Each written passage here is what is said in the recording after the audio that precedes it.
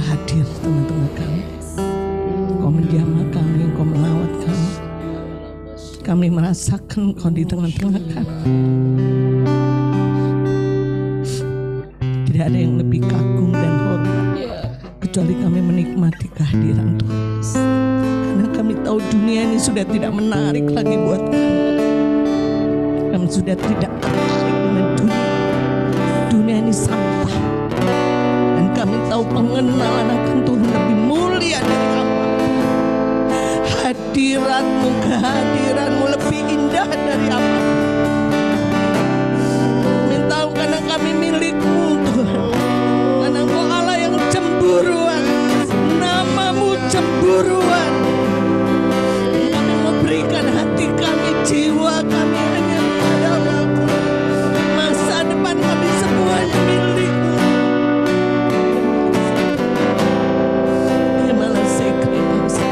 Kami berdoa supaya setiap hari kami selalu menyerahkan hidup kami kepadamu 100% Tuhan. Dapati kami tidak ada bagian yang kami serahkan kepada dunia. Tapi hari demi hari kami hidup dalam penyalipan daging. Kami berkata ya kepada firman-Mu dan tidak kepada dunia. Karena kami tahu kami milik-Mu 100% Tuhan. Kau menebus hidup kami mutlak dengan harga yang mahal. Tidak mau memberikan hidup kami sedikit pun kepada dunia. Tidak mau pola pikir kami dicetak oleh dunia, dikendalikan oleh dunia. Kami hanya Engkau Tuhan yang mempengaruhi hidup kami. Kami mau firman-Mu yang mempengaruhi hidup kami. Terima kasih Tuhan. Terus bawa kami untuk mengenal Engkau lebih dalam. Di tengah dunia yang gelap, di akhir zaman ini kami butuh melekat terus kepadamu Tuhan. Karena kami tahu tanpa Engkau kami tidak pernah bisa berbuat apa-apa. Jangan biarkan kami berjalan dengan pola pikir kami sendiri. Kami menjadi inisiator, jauhkan itu. Tapi biar kami terus dengar-dengaran dengan suara-Mu, terus hidup dengan arahan-Mu, terus hidup dengan firman-Mu.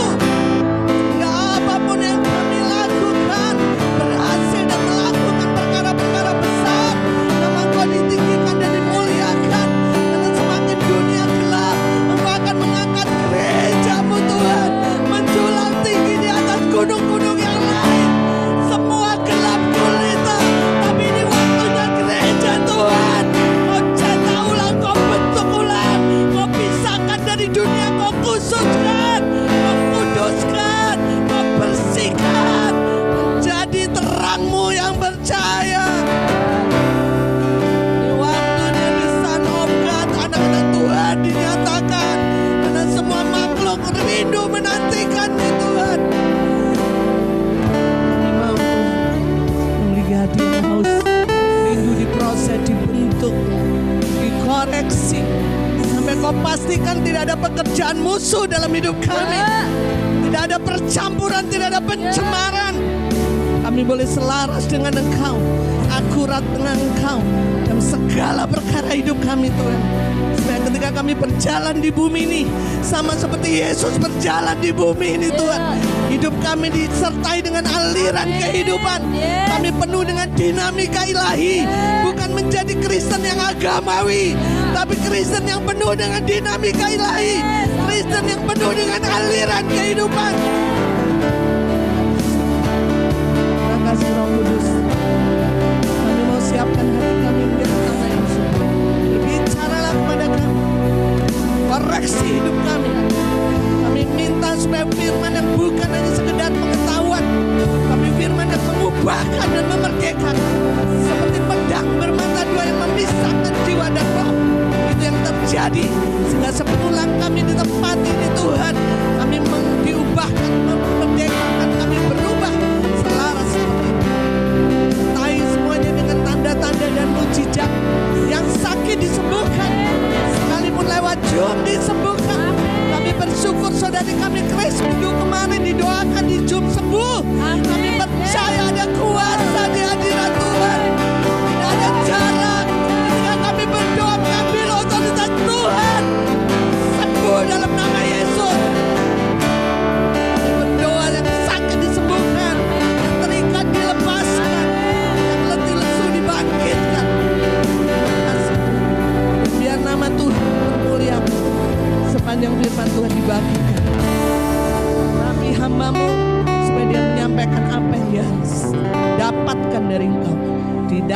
nama Yesus kami sudah berserah, berdoa dan mengucap syukur. Katakan semuanya amin. Shalom. Puji Tuhan. Bagaimana, sudah haus lapar akan firman? Yes, saya merasakan hadirat Tuhan ada di tengah-tengah kita ya. Kalau hadirat Tuhan luar biasa begini, saya enak saja, biar Tuhan yang berbicara, amin. Saudaraku, 1 bulan ini kita bicara tentang kekayaan, betul? Ya, ini orang tua dapatkan satu hikmat bahwa 1 bulan ini kita harus bicara tentang kekayaan. Tuhan harus pastikan saudara memiliki sudut yang benar tentang kekayaan, amin.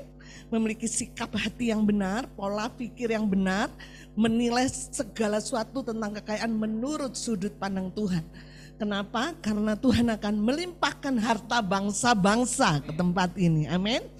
Yang tadinya kita nggak bisa pegang dolar, saudara akan pegang dolar nanti. Amin.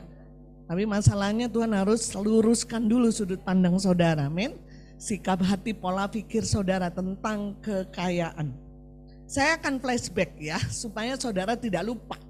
Saya berharap sih tidak lupa ya, dari minggu pertama penatua kita Timotius Chandra ya berkata bahwa Tuhan nggak pernah berikan kita kekayaan, betul? Tetapi kekuatan untuk memperoleh kekayaan. Maka itu dia bilang, jangan bilang kau kaya karena engkau, karena kuat gagamu. Ingat Tuhanmu, Dia tidak pernah memberikan kekayaan, tapi Tuhan berikan kekuatan untuk memperoleh kekayaan. Ada 7 kekuatan ya, saya nggak usah bagikan lagi, betul? Macam-macam di situ ya. Yang kedua, minggu yang kedua, saya yang bawa firman, betul? Masih ingat? Kita lihat kekayaan dari sudut pandang Allah. Kalau saya tanya ke Bang Nandu, Bang, kayakah saudara? Langsung di otak, punya mobil nggak ya saya? Punya rumah nggak ya saya? Punya emas berlian nggak saya? Kita sudah keburu dicetak oleh dunia bahwa definisi kekayaan adalah harta yang kita miliki, betul? Jadi kita bisa bilang saya miskin karena saya nggak punya rumah. Saya miskin, saya nggak punya ini, saya nggak punya itu, saya nggak punya ini. Kita mau sekarang kekayaan dari sudut pandang Tuhan. Amin. Apa ya? Saya nggak perlu jelaskan lagi. Kekayaan dari sudut pandang Tuhan adalah perkara-perkara yang kekal yang ditaruh dalam hidup kita. Damai sejahtera, sukacita, amin. Kesabaran, amin. Yes. Jadi kekayaan seharusnya adalah persoalan hati. Kok bisa punya uang untuk beli kasur, saya bilang. Tapi kok nggak bisa beli tidur, betul nggak? Yes. Jadi saya rindu saudara pola pikirnya berubah. Saudara orang kaya. Waktu saya di Pemuda, saya tanya Ucok, anaknya Pak Gultom. Ucok, kamu kaya atau miskin? Miskin, Ibu. Berry, kamu kaya atau miskin? Sederhana. Maksudnya. Saudara kebayang kalau anak-anak kita, betul nggak? Sudah mulai dicetak memandang kekayaan dari sudut pandang dunia, betul? Mereka merasa minder, akhirnya terjadi banyak hal ya. Dibully, bunuh diri, segala macam saudara. Padahal sebetulnya kekayaan yang sejati adalah ketika perkara-perkara kekal ditaruh dalam hidup kita. Engkau kaya, amin. Ketika kau menghadapi badai, kau tetap tenang, penuh dengan iman, damai, sejahtera, sukacita. Engkau kaya daripada orang yang punya miliuner, tapi dia migran. Betul? Yes. Kita kaya. Karena perkara kekal ditaruh dalam hidup kita. Dan kita menaruh perkara kekal itu pada banyak orang. Paulus bilang kemarin ya, saya tidak bermilik, tapi saya memiliki segala sesuatu untuk memperkaya banyak orang. Betul? Jadi saudara kaya bukan diukur dari saudara punya mobil, punya rumah. Tapi apakah saudara merespon segala sesuatu dengan benar sesuai dengan firman. Kau sabar, kau rendah hati, Engkau damai. Wah, saya bilang engkau kaya, engkau kaya. Yang ketiga, Ibu Rita. Wah, hadirat Tuhan luar biasa kemarin ya. Tentang gaya hidup memberi. Ya, satu kunci yang saya bisa katakan. Kau tidak bisa memiliki gaya hidup memberi tanpa kau cinta Tuhan, betul? Yes. Bullshit. Kita memberi kalau kita nggak cinta Tuhan. Maka itu perlu proses untuk gaya hidup memberi, betul? Apa prosesnya? Pengenalan akan Tuhan. Benar? Saudara, saya rindu ketika saudara dengar firman harus ambil itu. Pesan apa yang hamba Tuhan sampaikan. Terus hidupi. Sehingga apa? Sehingga firman tidak menjadi pengetahuan. Tuhan gak perlu engkau banyak tahu firman. Betul gak? Tuhan pengen saudara melakukan firman. Menghidupi firman. Orang yang banyak tahu firman hanya bisa kritik. Betul gak? Dan itulah orang Kristen agamawi. Betul? Orang Kristen agamawi cirinya dia pengamat, pengkritik. Tapi orang anak-anak Tuhan yang hidup dengan dinamika ilahi. Amin. Dia selalu mengalami realita firman. Kalau orang bicara iman, saya punya iman. Saya ngalami iman itu. Amin. Itulah yang Tuhan ingin saudara bersaksi. Amin. Nah, hari ini saudara nantikan. Amin. Hari ini kita belajar ya. Harta kekayaan untuk memuliakan Tuhan. Saya rindu datang sama Tuhan, apa yang saya bisa sampaikan kepada jemaat. Saya selalu rindu saudaraku, Tuhan bisa ubahkan saudara dan kita menjadi orang-orang merdeka di dalam kekayaan ini. Dan harta bangsa-bangsa boleh dicurahkan di gereja ini karena kita perlu banyak uang saudara ya. Untuk pergi ke bangsa-bangsa yang kita adopsi ya. Baik, kita buka Roma 11 ayat 36.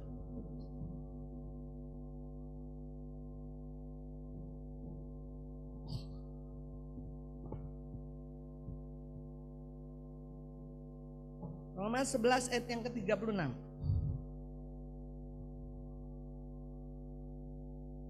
Kita baca sama-sama. Ini ayat yang luar biasa ya. 1, 2, 3.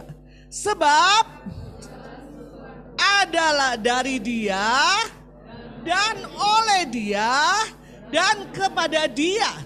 Bagi Dialah kemuliaan sampai selama-lamanya. Saudaraku, dikatakan firman ini sebab segala sesuatu adalah dari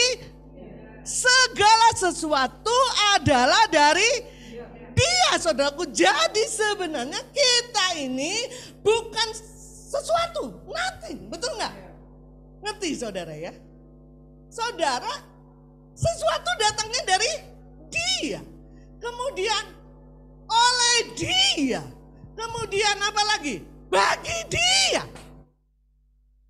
Maka itu saya bisa katakan hidup saudara dan saya itu bukan cerita tentang saudara, betul nggak? Saya sukses, testimoni.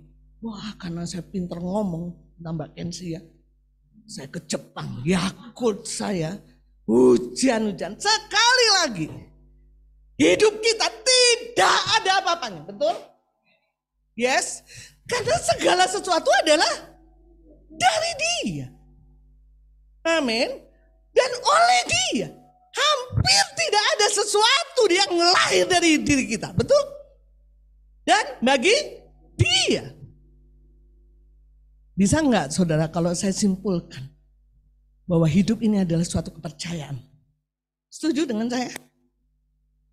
Karena kalau saudara tidak percaya, kalau saya Tuhan begitu ya, karena segala sesuatu dari saya, ini misalnya saudara ya, oleh saya dan bagi saya, saudara Bang Nando bisa jadi sesuatu karena saya beri kepercayaan, betul nggak?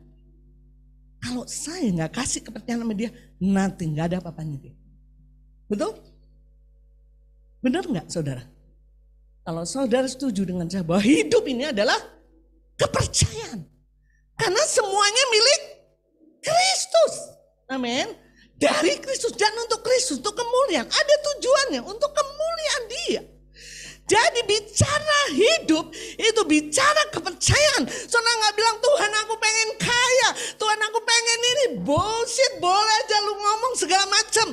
Tapi apakah Tuhan percaya nggak sama engkau? Ngerti nggak? Karena segala sesuatu dari Dia. Ini sudut pandang Tuhan ya. Saudara bisa kaya dengan cara apapun, betul. Seperti dunia. Tapi saudara tahu ujungnya binasa, betul nggak? Amin. Nah, kalau begitu saya nanya sama saudara, kalau hidupnya saya wajar nggak sombong? Saya wajar nggak saya sombong? Bu Mia? Yes. Saudara, kita baca Alkitab 1 Korintus 4 ayat yang ke-7. Saya ingin saudara mengerti perkara ini. Cerita hidup saudara bukan ceritamu, tapi cerita tentang Tuhan. Baik, kita baca 1 Korintus 4 ayat yang ke-7. Baik, kita baca sama-sama. 1, 2, 3. Sebab siapakah yang menganggap engkau begitu penting? Dan apakah yang engkau punya yang tidak engkau terima? Dan jika engkau memang menerima, mengapakah engkau memegahkan diri seolah-olah engkau tidak? Ada banyak anak Tuhan yang menganggap dirinya begitu penting. Punya gelar doktor segala macam. Teguh, doktor saya kenapa nggak diomongin ya?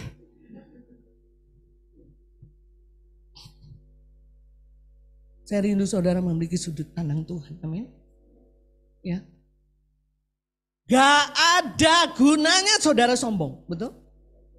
Sebab siapakah yang menganggap engkau begitu penting? Karena semua yang kau punya itu kau terima dari Bapa. Amin. Saudara, jangan merasa kau punya gelang banyak. Wah, ke gereja biar semua tahu samanya gelang banyak ya. Saya rindu saudara Tuhan bicara bahwa inilah yang harus dihancurkan. Karena ada banyak orang ingin sesuatu dari Tuhan untuk memegahkan diri. Tapi saya rindu sekali bahwa semua dari Tuhan. Untuk dia, oleh dia, nothing gitu. Kalau Tuhan berikan sekarang kepercayaan macam-macam, keluarga, motor, apa saudaraku, itu hanya Tuhan percayakan, semuanya milik dia. Amin. Maka itu Adam dan Hawa begitu dia ada di bumi ini, dia dikasih kepercayaan untuk mengelola bumi. Betul? Jadi saudaraku, tidak ada gunanya kita sombong. Sebab siapakah yang menganggap engkau begitu penting? Dan apakah yang engkau punya yang tidak engkau terima dari Tuhan? Dan jika engkau memang menerimanya, mengapakah engkau memegahkan diri? Saudara, saya kemarin saya sampaikan ke Komsel Single ya. Kemarin itu kan 100 tahun BBK, kantor saya umurnya 100 tahun. Nah saya sekarang ini posisinya itu paling senior di kantor. Jadi bos-bos di Jakarta itu lebih kenal saya daripada junior saya gitu kan. Teman-teman semua itu yang jadi dirjen, jadi teman-teman semua. Terus dia tugasin lah saya, Bu, minta tolong ya kami ini yang jadi panitia kan junior-junior saudara. Minta tolong ya kami ya Bu ya, nanti kalau ada bos-bos ibu lah yang terima tamu. Oke, karena kami kan gak kenal. Kadang-kadang mereka kan harus ada yang kenal gitu kan.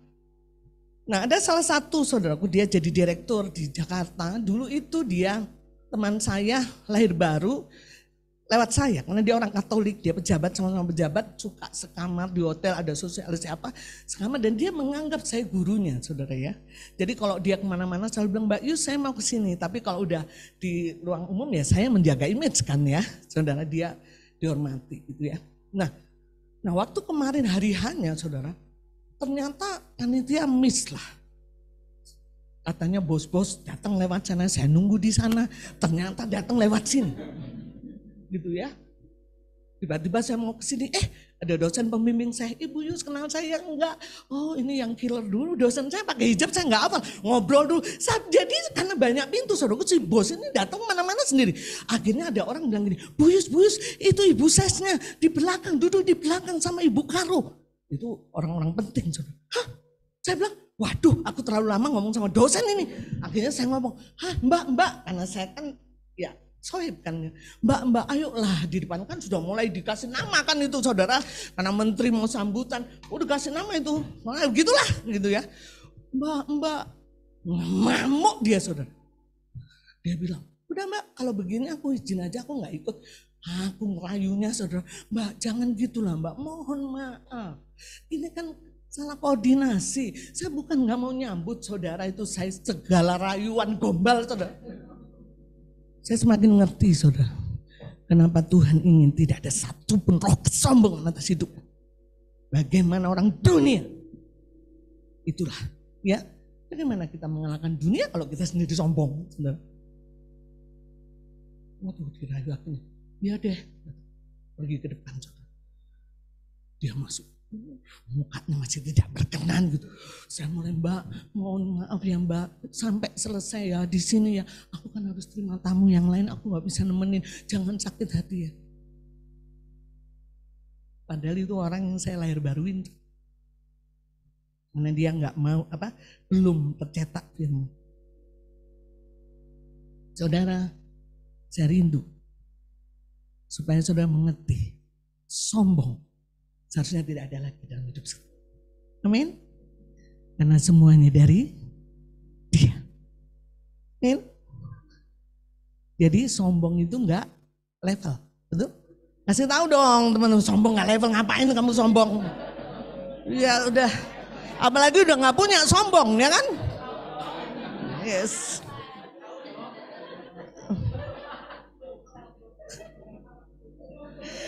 Baik, kita lihat 1 Korintus 4 ayat 1 dan 2.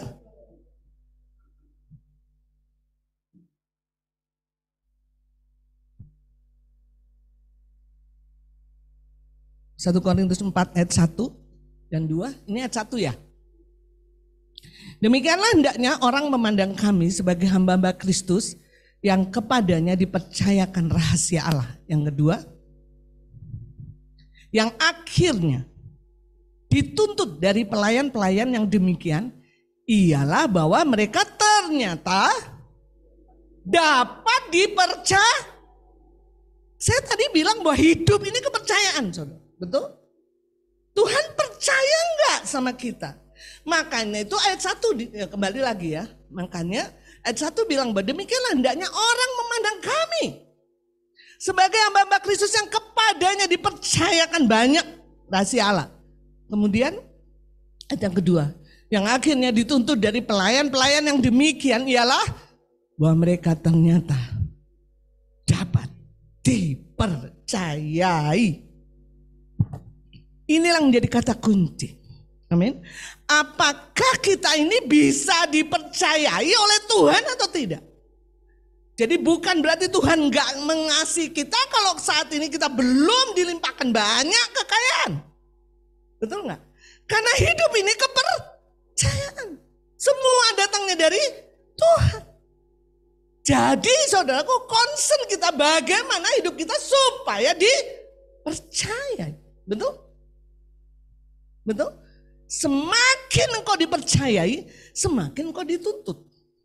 Betul enggak saudara?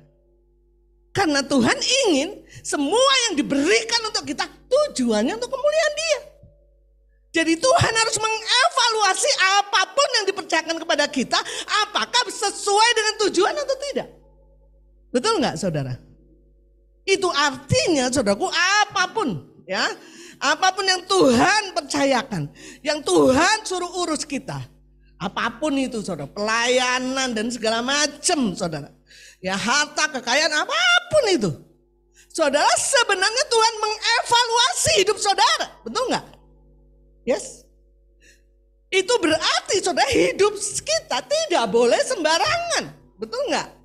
Selalu ada implikasi ilahi. Betul enggak?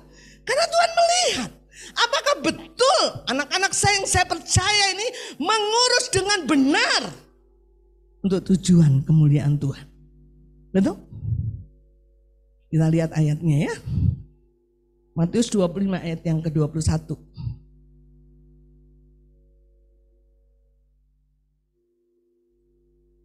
Matius 25 ayat yang 21. Mari kita baca sama-sama. 1, 2, 3. Maka kata tuannya itu kepadanya, baik sekali perbuatanmu itu, hei hambaku yang baik dan setia. Engkau telah setia dalam perkara kecil, aku memberikan kepadamu tanggung jawab dalam perkara yang masuklah dan turutlah dalam. Ini berarti saudaraku, apa yang Tuhan percayakan dievaluasi oleh Tuhan. Amin. Ini polanya, kalau engkau nggak setia perkara kecil, engkau akan tidak diberikan tanggung jawab yang besar. Karena hidup ini kepercayaan. Amin. Amin. Saudara lihat ya. Ya. Jadi saudara, kalau Tuhan percayakan sekarang, ya, banyak hal. Hati-hati, betul nggak? Selalu harus ada implikasi ilahi untuk kemuliaan Dia. Karena selalu saya bilang ini bukan cerita kita. Semuanya cerita tentang Tuhan. Nah, oleh Dia, dari Dia, oleh Dia dan bagi Dia. Ya. Nah, artinya saudaraku, sungguh Tuhan ingin bahwa kita mengelola dengan benar. Mengurus dengan benar. Karena Tuhan katakan yang pertama, baik sekali perbuatan, itu bicara evaluasi, saudara. Ngerti ya? Tuhan gak kasih begitu saja, biarin sesuka hati kita untuk kemuliaan kita. Enggak, Dia evaluasi hari-hari kita. Baik sekali perbuatan, ada evaluasi. Hanya Tuhan dan saudara yang tahu, betul? Dan Tuhan katakan, engkau telah setia dalam perkara yang kecil, Tuhan akan berikan kau perkara yang besar. Ketika Tuhan mengevaluasi kau, oke, Tuhan akan otomatis memberikan padamu hal-hal yang besar. Itu pola Tuhan. Amin. Karena Tuhan rindu semua yang kita miliki harus memiliki implikasi ilahi. Jangan sampai baunya ini, saudara. Saudara, kalau ada orang sombong, saya udah bau, saudara. Bukan bau minyak goreng, bau ayam goreng. Aduh, ini orang sombong banget. Benar nggak, saudara? Kenapa? Karena kita nggak di situ lagi, betul nggak, saudara? Jadi, saudara, pentingnya kita menjadi orang yang dipercaya oleh Tuhan. Kadang kita orang berdoa, berikan aku harta banyak. Tuhan bilang, setia dulu lah dalam perkara kecil.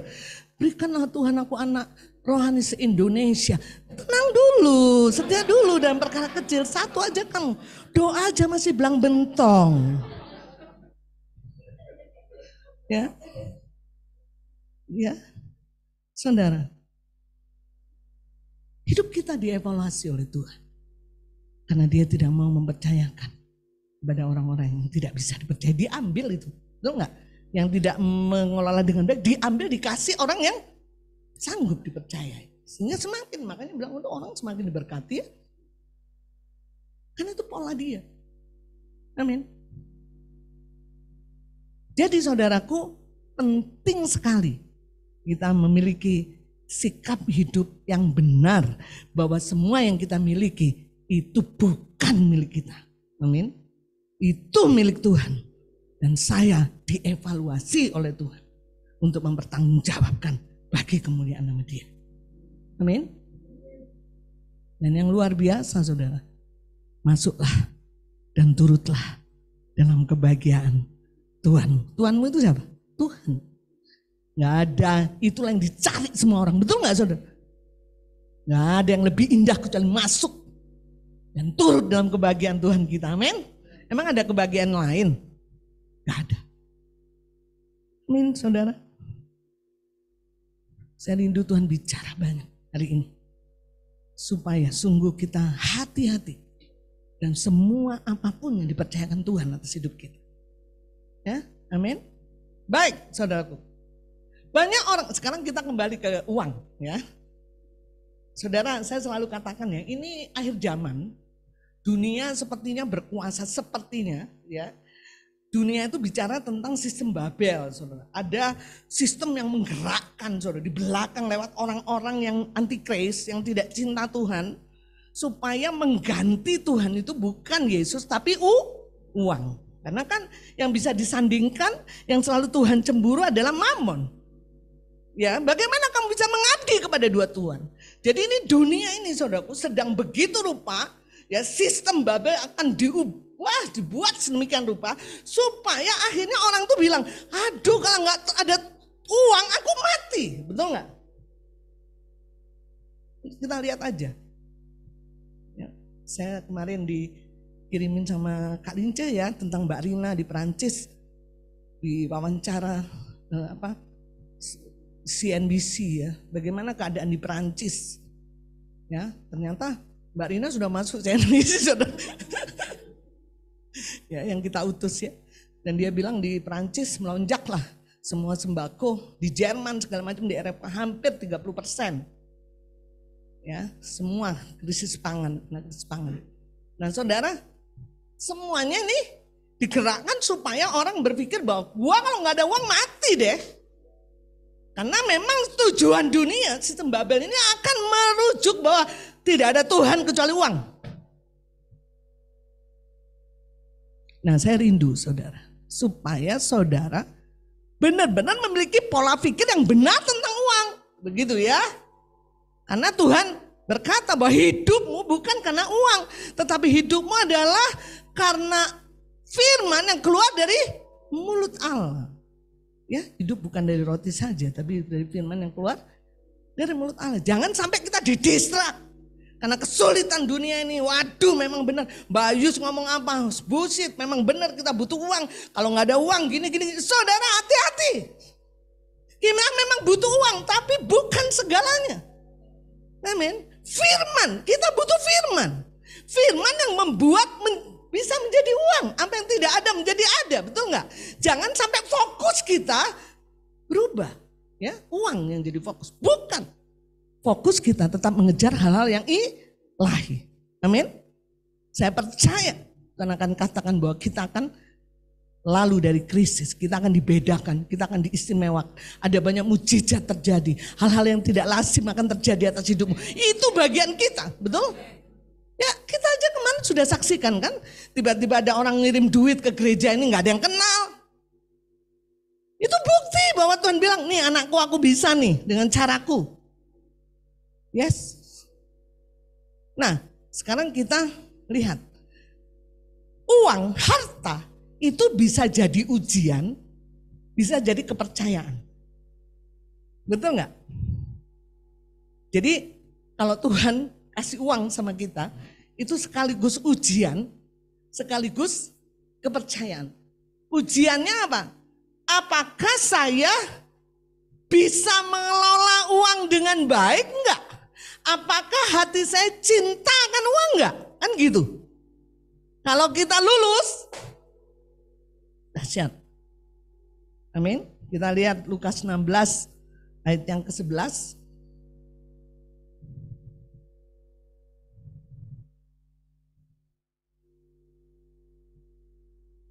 Lukas 16 ayat yang ke-11. Baik, kita akan baca sama-sama. 1, 2, 3. Jadi, jikalau kamu tidak setia dalam hal mamon yang tidak jujur, siapakah yang akan mempercayakan kepadamu harta yang... Saudara, kadang orang berpikir apa sih uang hubungannya dengan hal rohani? Enggak ada kan, Mbak? Kalau hal rohani itu doa, PI, apa lagi saudara? PA, PU, puasa ya, ibadah. Itu hal rohani. Kalau uang gimana saya aja Mbak, kata Pak Reno ya. Enggak lah. Ya uang kan gak ada hubungannya dengan hal rohani. Gimana saya aja, saya yang punya uang kok. Mbak Yu atur-atur uang saya yang cari duit-duit sendiri. Saudara, uang itu berhubungan sangat dekat dengan hal-hal yang harta yang sesungguhnya. Bagaimana mungkin kamu tidak setia dalam hal mamon yang tidak jujur bisa dipercayakan harta sesungguhnya? Artinya begini, bagaimana mungkin kalau kamu dengan uangmu saja yang tadi saya bilang ngurusnya nggak benar, nggak untuk kemuliaan nama Dia, nggak ada implikasi ilahi, hanya untuk memuaskan hawa nafsu, hanya untuk menyombongkan diri, cerita tentang kamu, aku punya ini, aku punya ini, aku punya ini. Betul nggak? Bagaimana mungkin kamu diberikan harta yang sesungguhnya? Apa itu? Itulah hal-hal rohani. Amin. Saya sangat yakin orang gak bisa kelola uang dengan baik, Nggak pernah dipercayakan harta yang sesungguhnya. Benar nggak saudara? Ngerti ya saudara? Jadi sangat kuat hubungannya. Karena Tuhan ingin apa yang diserahkan kepada semuanya untuk kemuliaan nama Dia.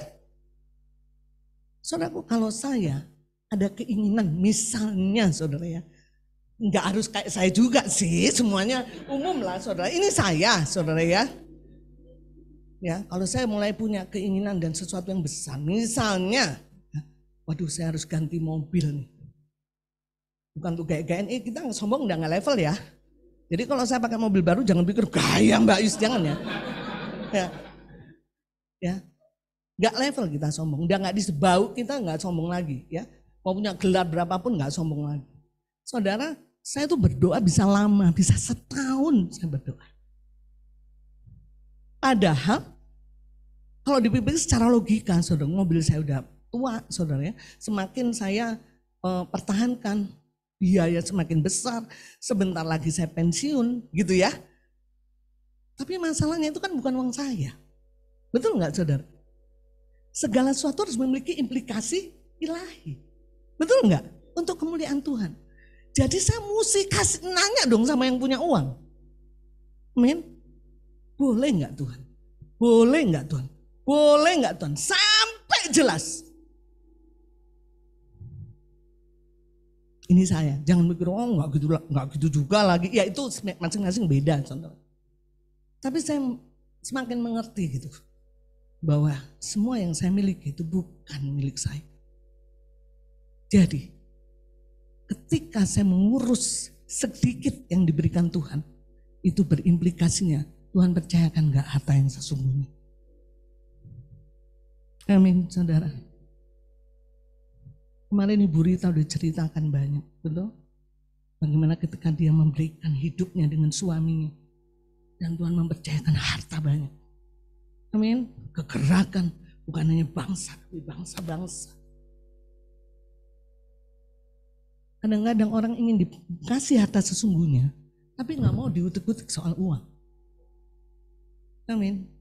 Ini memang agak sedikit keras, tapi ini pola Tuhan. Amin. Bagaimana mungkin kamu tidak setia dalam hal mamon, yang tidak jujur? Kemarin sudah dibagikan lah saudara bagaimana benih, bagaimana roti dan segala macam. Saya nggak ulang lagi.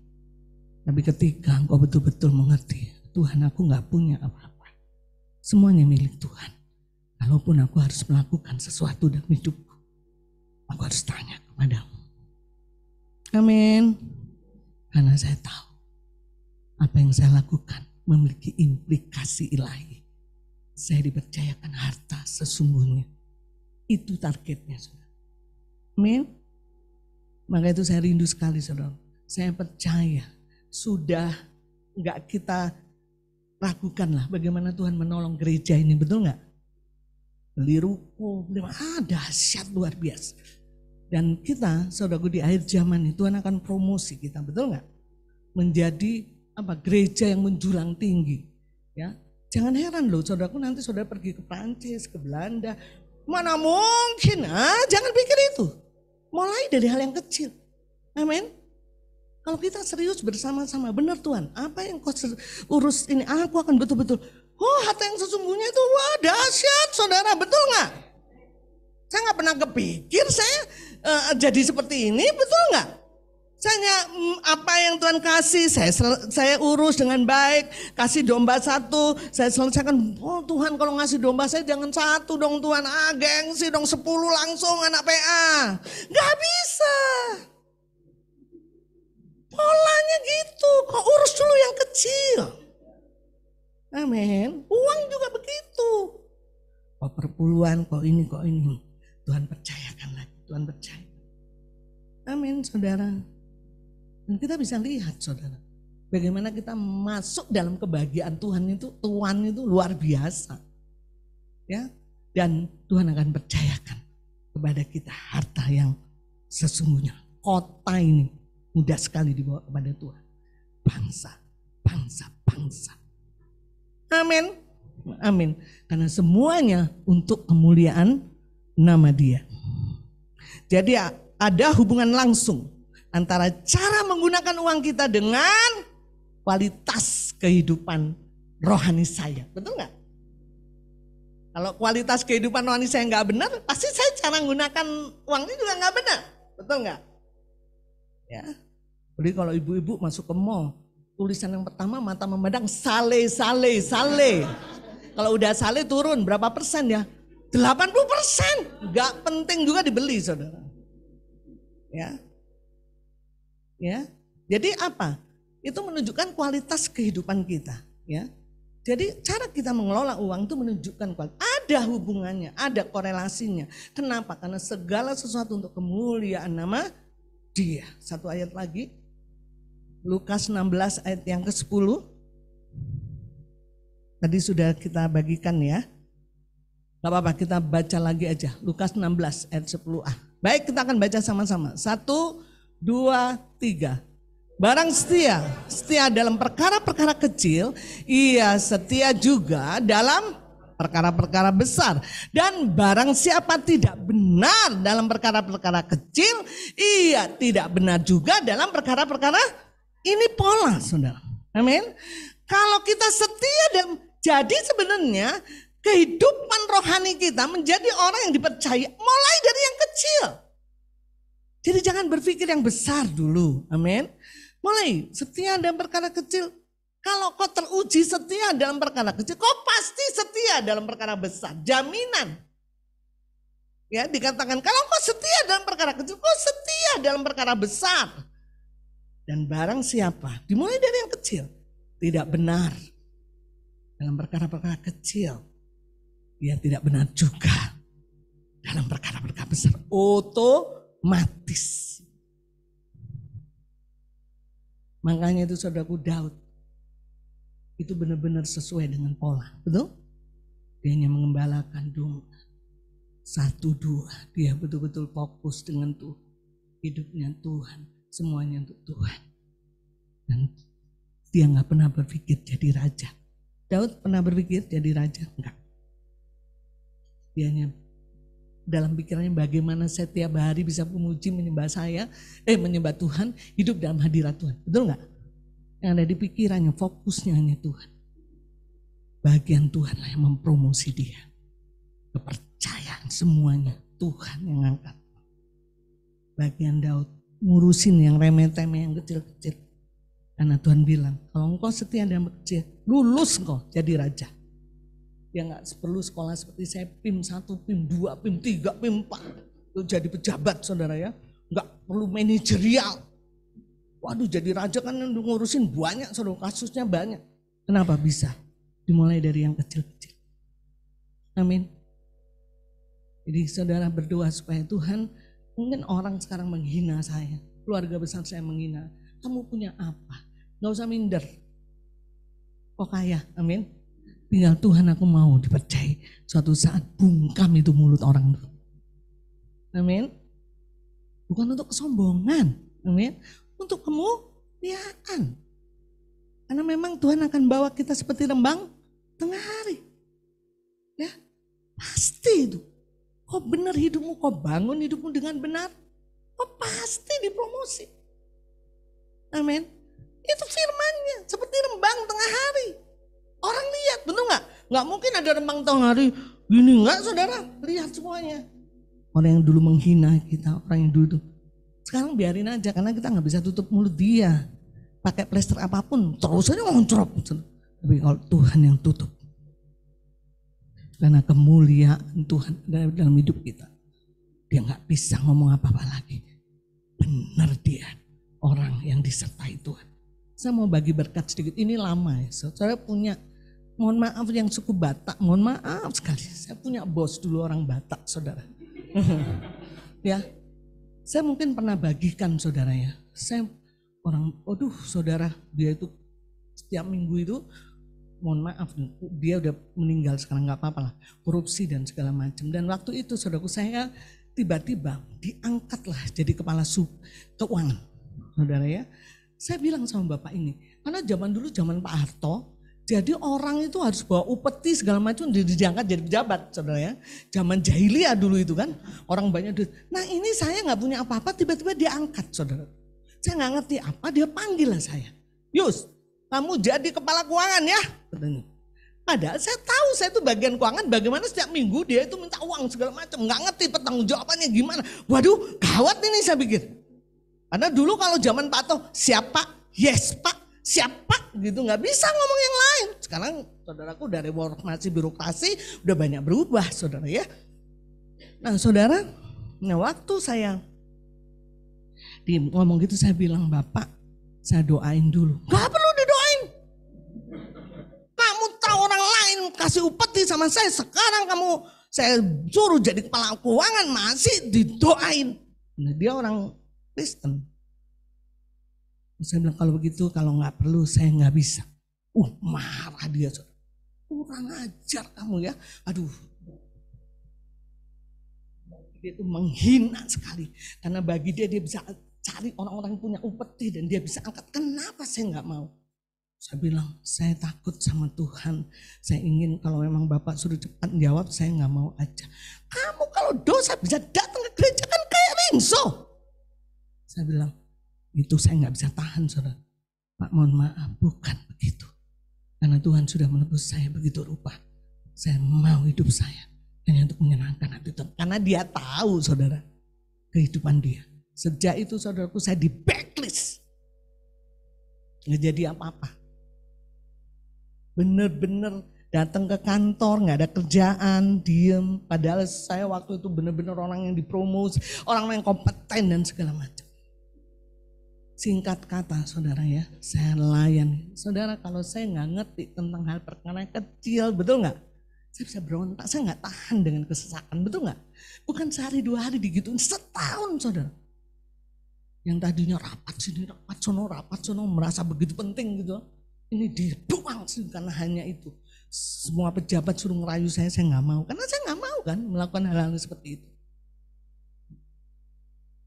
Nah saudara, singkat kata saudaraku, saya kembali, kita punya program Asian Development Bank ya. Waktu itu ada kerjasama dengan luar negeri, internasional, dan dia perlu seorang ekonom yang bisa menyusun bisnis plan. Dan waktu itu mau tidak mau hanya saya. Dan dia panggil saya lagi. Nah, supaya saya tidak menolak, langsung dibikin SK saudara. Saya bersyukur Tuhan menghindarkan saya, dia dicopot di tengah jalan. Singkat kata saudara, dia sudah pensiun. Dia diundang lah halal bihalal. Saya jadi pejabat, betul nggak saudara? Dia rangkul saya. Dia bilang, Yus, saya minta maaf ya. Saudara, kalau saya cinta uang, saya cinta jabatan, saya nggak ngurusi yang kecil-kecil. Siapa yang tahu, betul nggak saudara? Saya nggak mungkin berdiri di depan ini, betul? Karena bicara tanggung jawab orang dipercayai hanya kita dan Tuhan yang tahu. Amin. Maka itu saya rindu sekali supaya jangan merasa sedih kalau aku kok belum punya rumah ya, belum punya apa. Tuhan apa yang setia dan berkara kecil. Amin, gitulah ceritanya ya saudara. Karena semuanya itu bagi kemuliaan nama Dia. Kita tuh nothing saudara ya, nggak ada apa-apanya. Gak perlu sombong juga kalau punya rumah, punya mobil. Gak perlu. Karena semuanya dari Dia. Saya percaya kalau pola kita benar, semuanya benar. Harta bangsa-bangsa akan dibawa ke sini. Karena Tuhan bilang, hey, bawa ke sini. Mereka adalah orang yang aku percayai. Dia aku percayai 1 juta, 2 juta, 10 juta dia bisa dipercayai. 10 M. Kenapa? Karena itu polanya tuh. Jadi saudara rindu, amin. Kita pasti Tuhan akan percaya kalau hati kita terus setia dalam perkara yang kecil. Amin. Kita bangkit berdiri.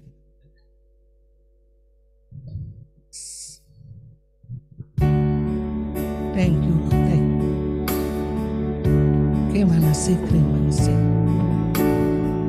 Lusuk rumah sikring sikring. lusun sikri suku sikri lebih dari sekarang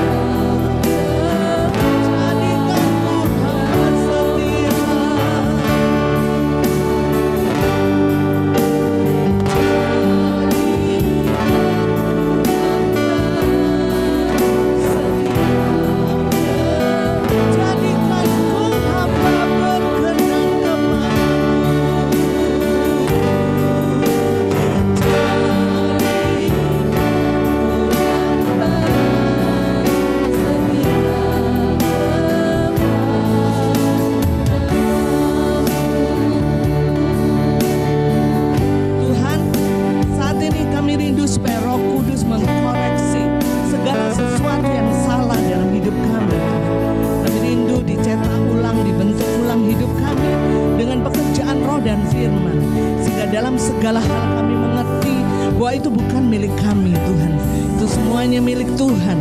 Dan biarlah kami dengan takut akan Tuhan mengelola segala sesuatu sesuai dengan Tuhan dan untuk kemuliaan nama Tuhan. Karena sejatinya kami tidak memiliki apa-apa, karena semuanya dari Tuhan, oleh Tuhan, dan bagi Tuhan, bagi kemuliaan. Dan kami tahu kalau kami sekarang memiliki segala sesuatu itu hanya kepercayaan daripada Tuhan, karena kehidupan adalah kepercayaan. Biarlah kami menjadi hamba-hamba yang bisa dipercayai Tuhan, sehingga Engkau membawa kami, memberikan tanggung jawab yang lebih besar. Kami boleh menjadi berkat bukan hanya kota, bangsa, tapi kami menjadi berkat atas bangsa-bangsa, karena kami boleh menjadi orang-orang yang setia dalam perkara yang kecil, sehingga benar dalam perkara